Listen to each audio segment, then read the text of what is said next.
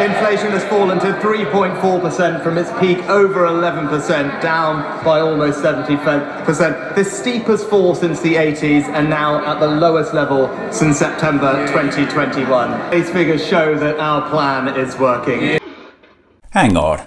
Let's just sit on a shelf for a moment that it was this government that helped give us the highest inflation in 40 years in the first place, in part due to its incompetent management of the UK economy.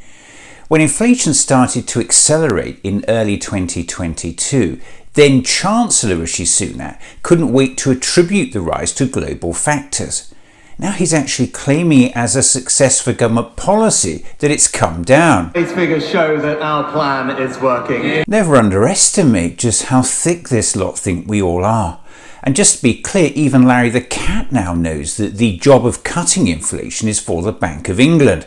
So any suggestion the government is responsible for it falling just insults the public's intelligence. And please remember this. Contrary to what the Prime Minister and his Chancellor keep telling us, falling inflation is not a tax cut for hard-up families. Falling inflation just means prices are rising more slowly than they were before. It does not mean that price levels are actually falling. So it won't immediately help the families now struggling to put food on the table. And people's pay packets are going further, with real wages growing for 8 months in a row. Well, imagine the shock for the Prime Minister when someone tells him real wages in 2024 are forecast to be lower than they were in 2006. Just think about that. And never in living memory have families got so much poorer over a single parliament. And if all that's not bad enough, a staggering 42% of people on universal credit are now in work. 68% of working age adults in poverty live in a household where at least one adult is in work.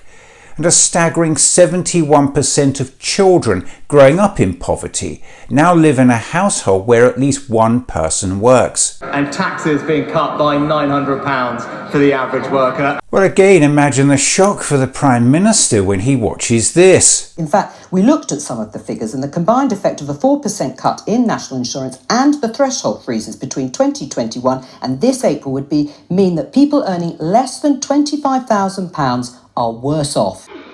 And he'll fall off his chair when someone tells him that millions more people are now paying income tax since 2010. Don't just take my word for it. You made millions pay more in income tax by changing the thresholds. And more adults than ever are now paying higher rate tax. And if all that's not bad enough, even with his recent cut to national insurance, workers will still be clobbered with the highest tax burden for 70 years. Raising taxes on hard-working people. Well, no arguments from me on that one. And that is why we need to stick to the plan to deliver a brighter future for our country. Seriously?